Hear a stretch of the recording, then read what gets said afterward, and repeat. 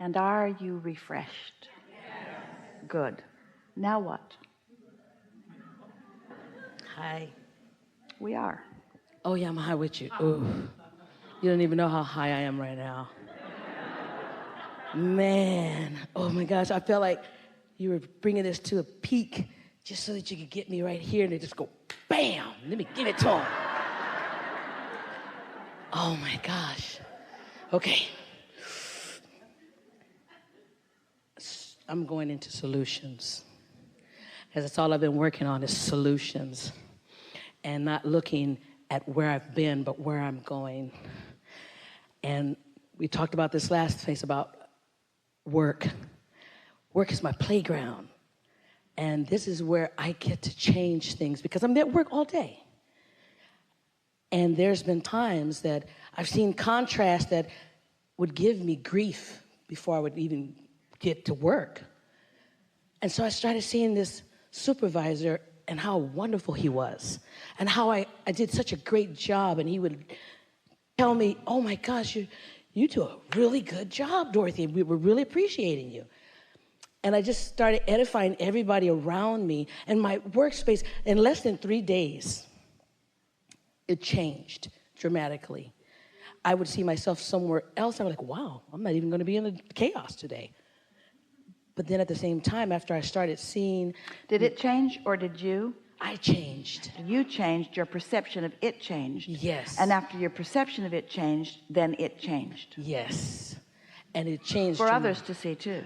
It changed dramatically. And I'm not trying to say I want to see the chaos, but I want to master being in the midst of it so it doesn't affect me. You want to benefit by it. Yes. You want to appreciate it. I am appreciating it. Yeah. I'm appreciating it so much that my coworker yesterday was with me and watched it unfold. And she says, I can't believe this is what's happening right now. You know, one of the wonderful things about chaos doesn't have very strong patterning in it. Chaos is almost like a neutral place from which you can choose anything you like. And you know what? That is unique. I'm starting to see subtle things like that happen for me. And at the point where it sounds kind of weird, but I'm kind of like picking it, but I'm not picking it.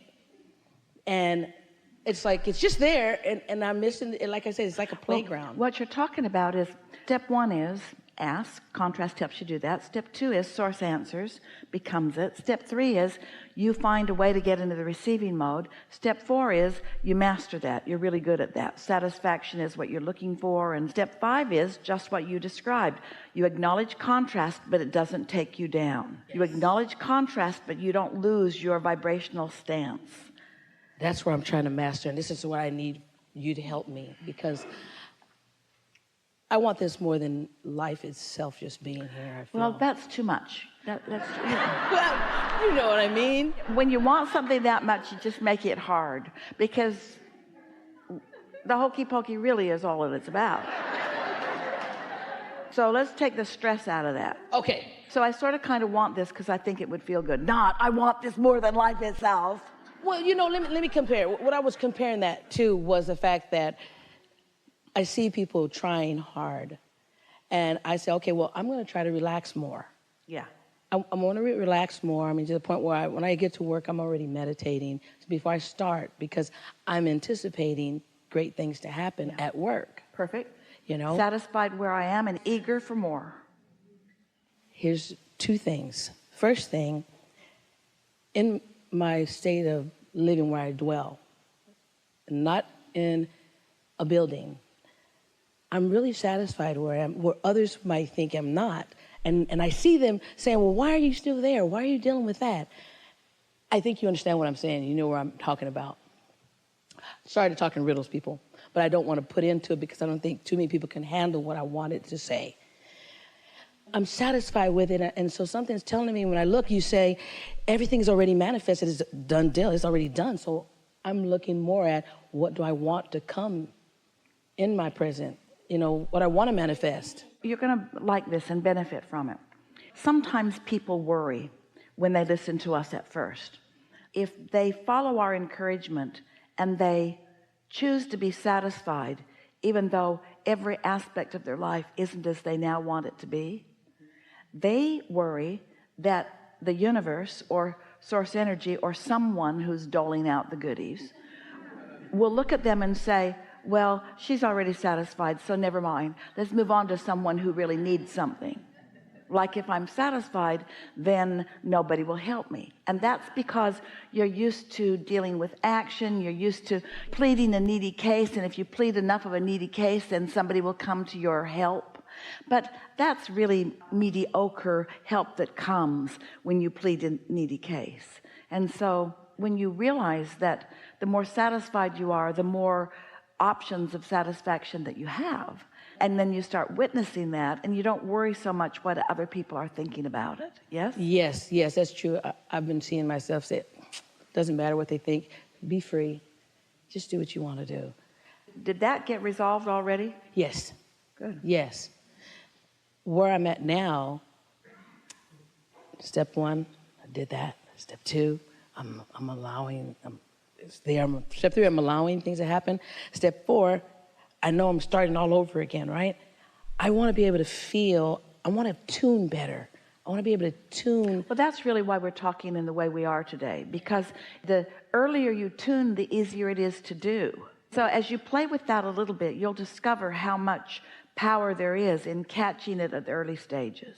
Feel the distinction, again, between some relief because I'm working on moving up the emotional scale, and satisfaction, which doesn't include any work. Satisfaction, which doesn't have any resistance in it. So when law of attraction responds to me, a thinker who is satisfied, then the thoughts that come to me, the thinker who is satisfied, are increasingly satisfying, bigger, faster, better, more exhilarating experiences and thoughts. Yes? Yes, but now I'm being satisfied, okay? But here's the thing. The mind is going here. I want to, okay, put the brake on it. Let's focus.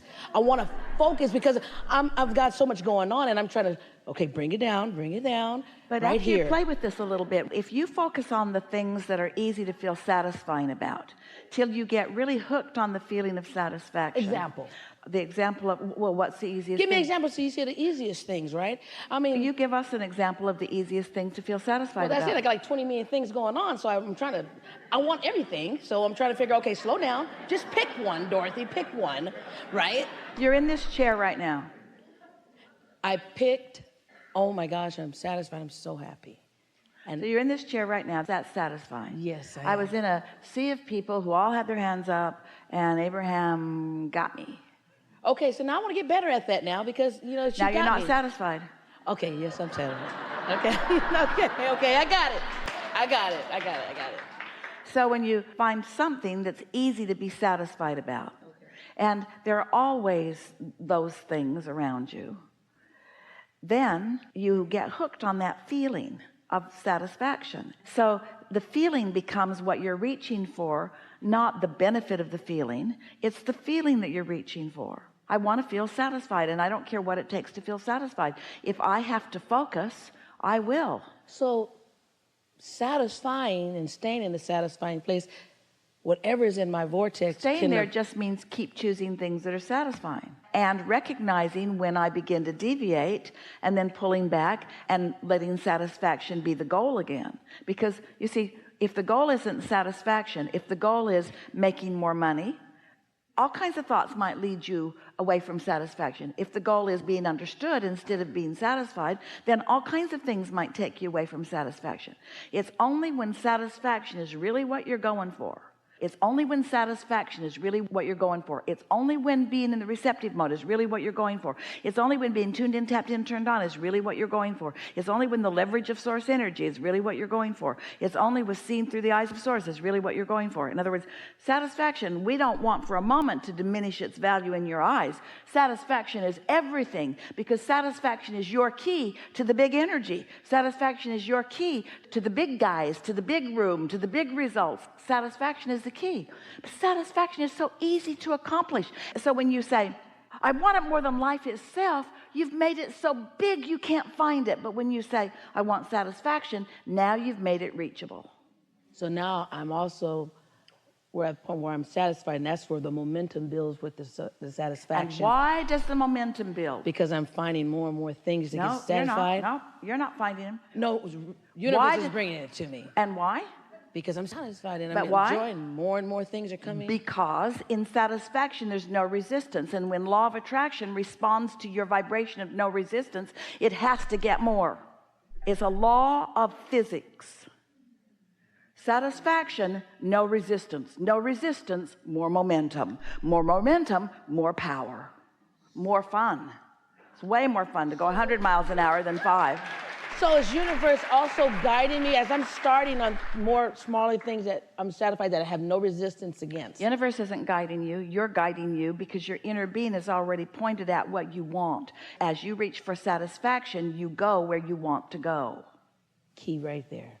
Big key. And you go where you're looking. Jerry learned that with Esther. They're driving down the freeway in the monster bus. Esther's usually driving. And he'd say, oh, look at that rainbow. And Esther would go over there. He got so if it wasn't dead ahead, he never pointed it out. Because you tend to go where you're looking.